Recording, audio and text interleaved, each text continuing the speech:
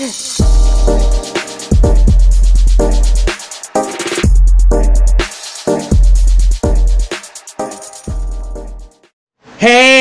what's up everybody? This is your boy Kenny, and this is Dark Horse Season 2, Episode 5, and the name of this episode is Spit the Bit. Let me begin by saying this was a damn good episode, and I must say everyone in this episode acted their asses off.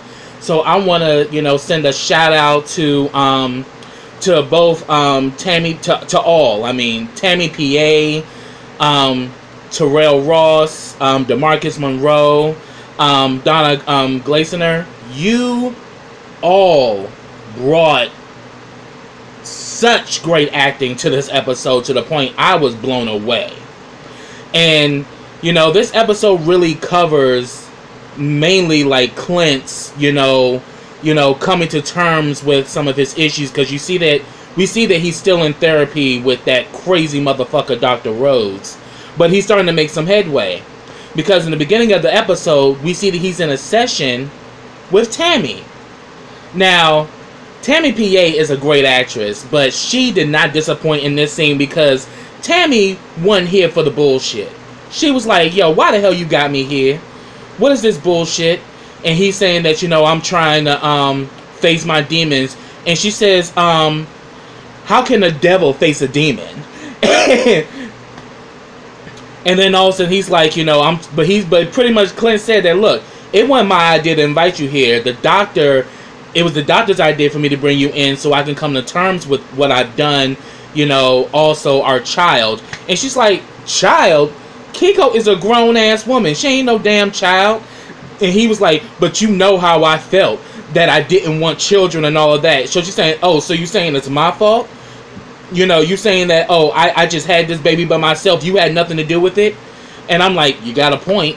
And then he was like, well, but the thing is, I told you I didn't want kids. So she was like, oh, so you saying I was supposed to abort the baby? And he was kind of like, yeah, and she was like, what the fuck you talking about, bruh? Like, you made it seem as if I forced you to have this kid. I didn't force anything on you. Like, you trying to make it seem as if, like, I'm like Bill Cosby and I'm putting pills and drinks and I'm Me Tooing bitches and shit. I was thrown when she said that. I was like, Tammy, you better go the fuck off on his ass. He said that the problem was you want to shit your damn way, and then afterwards you was too busy out here fucking every damn thing and doing whatever the hell you wanted to do. So don't sit up here and play this bullshit like, oh, like I just trapped you into having a kid. You the one who was doing whatever the hell you wanted to do. And like it just got to the point where she was just like, you know what? He's like, why are you so angry with me, Tammy? Why are you so angry? Why are you so angry? She's like, I'm not angry. I'm disgusted. And then you up here got this white man believing like you King Zamunda and shit. You know what? You ain't nothing but a selfish motherfucker. You always have been. And you know what? I'm over this shit. And you never been there for Kiko. And he again goes, his name is Keith. I'm like, see, Clint, you're gonna have to come to terms with your daughter, and you're gonna have to come to terms with it now. Like, because at the end of the day, if you want any part of your child, you need to accept your child for who they are. And it gets to the point where he was like, and he starts talking about something, and she says that her name is Kiko, and she's like, no, his name is Keith, and you got him out here wearing shirts and fake titties and all of this shit. You practically pushed him into it. And she pretty much saying like, motherfucker, you think you better than her? You ain't doing nothing no different than her. Cause you still going around here playing with these boys and shit. Oh, you just jealous because she's able to live her truth and you still in the closet like a little bitch? So it just got to the point where she was like, you know what? I ain't here for this bullshit. No disrespect to you, Mr. White Man, but I ain't here for this bullshit. I'm getting the fuck up out of here. But before she can leave, he apologized and said he was sorry. And this makes Tammy break down. Clint breaks down. That's why I'm like, yo, Tammy PA and Terrell Ross were acting their asses off in this scene, it made me cry. Honestly, I was moved. Because she was saying that, why did it take you so long for you to say that? She said, I loved you at one point. I had your back. And you just started shitting on me for no reason. You know. And, you know, we see that the both of them are breaking down and everything. And they're really going back and forth. And she was like, you know, we were like best friends. And you just turned on me. And he was like, you know, I was scared, you know. And, you know, I didn't really know how to truly embrace you. And it's due to the fact, you know, because of, you know, due to the fact that of his upbringing. I mean, he grew up, he had a very turbulent childhood. So he never really learned how to love or learned how to accept love. He pretty much in his mind, love is a weakness that he would use to get what he wanted. And pretty much, you know, they also have a conversation about Kiko. And he was pretty much saying, and she pretty much said that, look, you know, what you went through, I understand it, because, you know, abuse is not just physical, because it's even affected you as of now, even connecting with your daughter. And he's saying that he's like, I don't think I can connect with her. And she says, you have to try. One thing is that you're going to use the correct pronouns when discussing Kiko, and you will not call her Keith. Call her Kiko. But she said, but she also breaks down, like, you don't think I was affected by this? And she even says that, look, I never had a father growing up. So how in the hell am I going to raise a man? But she also says that, look, I did have reservations about my child. You know, especially when I saw early on. Because she kind of like went in on him too. Like, you act like Kiko turned like this overnight. This has been here from day one. And he was like, you know, why didn't you tell me this? She says, I wasn't going to tell you shit. Because at the end of the day, you were out here doing whatever the hell you wanted to do. You weren't trying to be a father. I wasn't going to allow you to put that type of poison on our child when she was already getting it from the outside world. But she said that I had to struggle with her transition. But every time I looked into her eyes, I still saw my baby. And at the end of the day, you can't choose who your children are going to be or who they're going to love. So she's telling him that, look, you need to understand the importance of unconditional love. That you love despite of the fact that things didn't turn out the way they did, or the fact that, you know, she said that, look, I'm probably not going to have grandbabies. But at the end of the day, I still love my child. And she's a beautiful woman. She's successful. She's independent. She's doing what she's supposed to do. And I'm proud of her. And if anything, she tells Clint, if you got to know her, you would be proud of her too. So I actually thought that was a very beautiful scene. And I think it was very well done.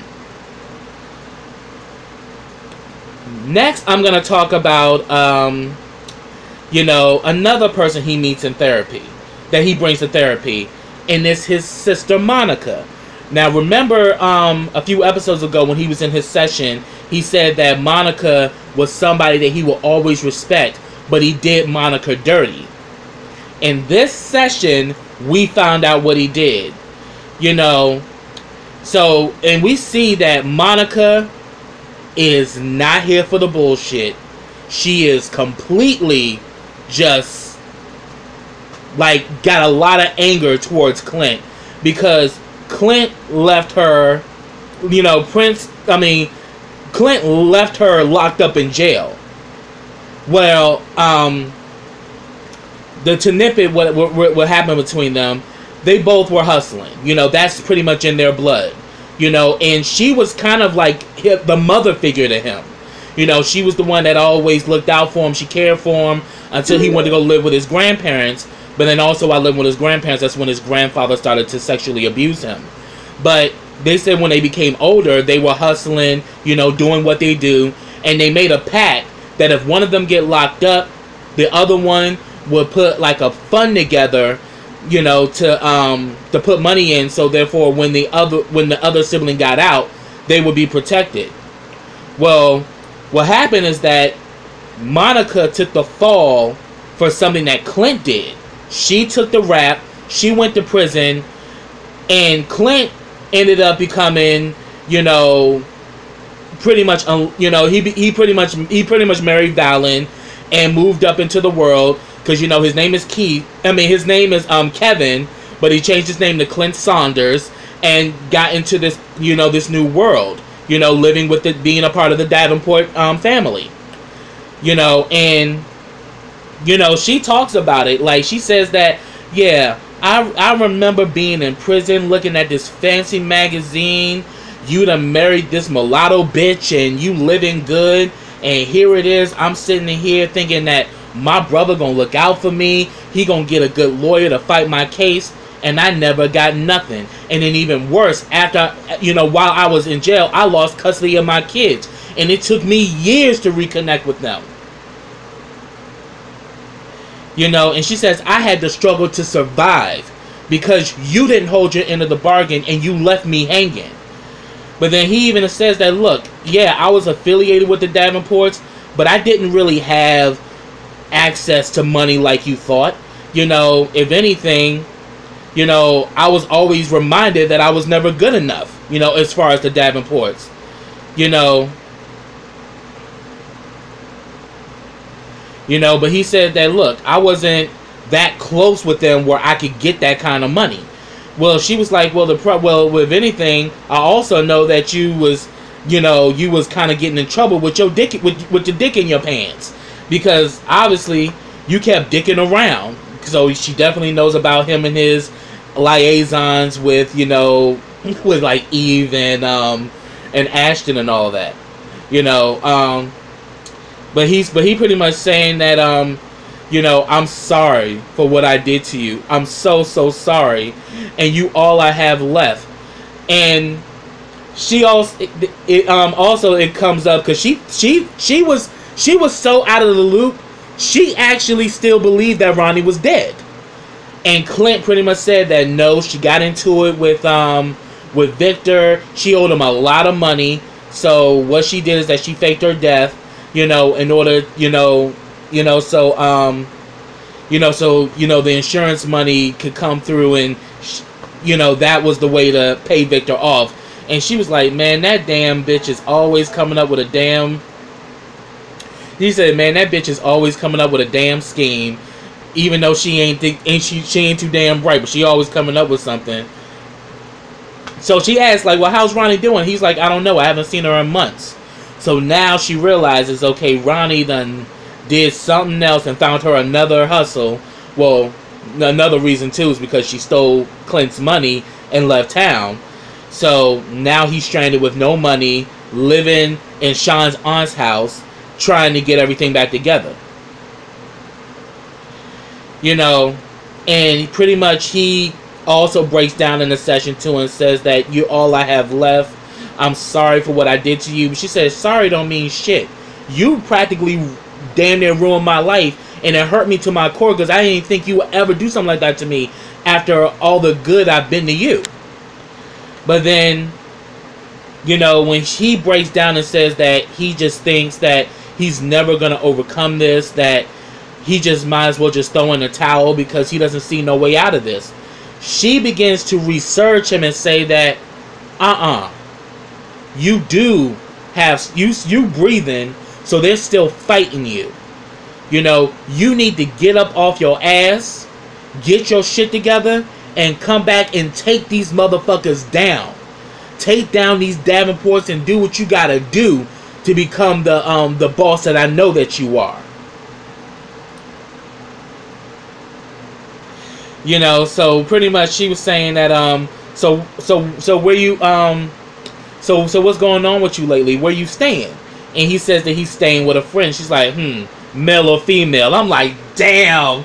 Both of the sisters know about Clint's ass because back in that episode of Three Siders when Kiko finds out that Ronnie was still alive, and her and Ronnie was going back and forth, and she even said that, you know, hopefully you and your father can connect with each other, and Kiko's like, oh hell no, I don't want to connect with him, he slept with my man. And then like Ronnie's like, well hey, your daddy like ass, what the fuck can I say? And you know, it's funny that Monica also knows about him too, and she's like, you know how you are, and she's like, so you out of the closet yet? And he's like, now you know I don't believe in labels. But then he talked about how they really had it hard because their mother was on drugs, and they literally had to fend for themselves. And she lets him know, like, look, you come from a family of hustlers and pimps, you gonna get your shit by any means necessary, and that's what you're gonna do. So we see that Monica has, you know, embraced Clint, but the question is, does she have a payback in the back of her mind? So we just have to see their relationship develop to see, is she really, has she fully forgiven Clint, or does she have a plan of her own? Next, I'm going to talk about damn Clint and Sean, and yes, this was some damn good acting here as well. As I said, everyone that I mentioned did a phenomenal job in this episode. Well, we see that Clint and Sean are having a conversation. We see that Clint, did I say Clint? Yeah, Clint and Sean are having a conversation. Clint is reading the book, you know, What Becomes of a Broken Soul, because he is a broken man. And Sean has asked him about therapy, but, you know, he's still being very dismissive and everything. And he was saying that, look, what I'm dealing with in therapy is my shit, and that's the way I want to keep it, you know. So, next thing you know, we see that Clint, you know, we know that Clint got the diamond tongue and the diamond meat. So he begins to use that diamond tongue on Sean to get Sean to change his, you know, to pretty much change the subject or whatever. And of course, Sean ends up caving in, and the next thing you know, the two of them are having sex. You know, Sean is throwing the ass on the Clint, and Clint is just moaning and getting it, and then all of a sudden he's like, oh, I love you. I love you. And then we just see Sean's fucking facial expressions. I was gagging. I was like, damn. DeMarcus was acting his ass off like that, because he was just like, what the fuck you talking about? You love me, nigga. Like, it just threw him off, because he was like, okay. Like, and that's exactly the kind of expression that Sean was given after that. So all of a sudden afterwards, they laying down talking with each other, and he was saying that, you know, you was talking in your sleep and everything. And, you know, Clint was like, yeah, I probably was just mumbling about something. And, you know, he said, did I say anything? He says, no, you were kind of, and Sean was like, no, you were kind of mumbling, but you were saying stuff, but it was kind of gibberish, and it didn't really all add up. But then he was talking about, you know, are you still having, you know, those nightmares about when you got stabbed? And he was like, nah, I'm not. I gotten past that. But the motherfucker who did it, he gonna get his. And then like, you know, Sean was like, yo, you need to get off of this revenge shit, young. You should be thanking God that you still here. You know, you should kind of like, you know, you got a second chance. You know, why you keep going back to that? You know, I mean, so then he starts questioning Clint, like, you know, so what happened to you as a child that made you turn out the way you did? That made you become this asshole? You know, what happened? So then, instead of Clint answering it, he decides to try to flip this shit onto fucking Sean, and was like, you know, what happened to your childhood that you decided to start selling your body? I mean, let's be real. You were one of my best tricks, and you will fuck anything, you know. And, you know, Sean was like, don't try to flip this shit out on me. And besides, if you can't answer my questions, I ain't answering shit. So I was like, oh, okay, Sean is standing up to Clint. This is interesting. So he's like, you know, I mean, if anything, you know, he's saying that and then like, of course, Sean got pissed off and he was like, yo, why you always got to be an asshole all the time, man? Like, but he's saying that, but let's just be real, Sean. You are very fluid and you're an easy trick, you know, and he's saying that why can't you just be real? Why can't you just be normal? He's like, what do you define as normal? Like, you know, Cosby cookies and shit? What is normal to you? And he's like, you know, I'm just trying to see what has been bothering you. And, you know, all I'm saying is that whatever it is, you need to brush it off and keep moving. And he's like, I can't. You know, Clint's like, I can't brush it off. Because, you know, Clint has that mentality. And we noticed from when he was in the session that, look, I've always been tit for tat. You do something to me, I do something to you. So we probably thinking that, I'm thinking in my mind that, yeah, he's planning on doing something to Neil if he ever finds him. But, and he pretty much tells him, like, you know, I came from nothing. You know what I'm saying? And I promised that no matter what, I was never going back to where I came from. You know, and it is what it is. But then Sean begins to let him know that, look, you make people hate you. You know? And then he was like, well, why do you care, Sean? Why do you care? You don't love me anyway, so why the fuck you care? But then he was saying that at one point, I did start to develop feelings for you. But then all of a sudden, I began to realize, you no different than all the Johns I fuck. It's only difference is that they got money. And then Clint said the shit like, well, there's another difference. I'm not looking for redemption in your asshole. I was like, you mean motherfucker. And Sean was just like you can just see Sean like literally like, yo, no, you did not just say that shit to me. But he tries to warn Sean and says that, look, you're a younger version of me. You know, I see a lot of myself in you and I see a lot of potential in you, but I'm letting you know, stop escorting or you're going to end up just like me. And he says, oh, wow, I'm so offended you said that to me. I'm hurt, you know, that I'm going to end up an old washed up escort. I was like, ooh, Sean been throwing them jabs. Just like he's been with Daniel. Like, he's been throwing jabs. Like, he has a level of confidence that he didn't always have. So, you know, and then all of a sudden, Clint turned into that boss mode, that boogeyman shit. He's like, oh, so you allowed this little bit of money you get and go to your motherfucking head.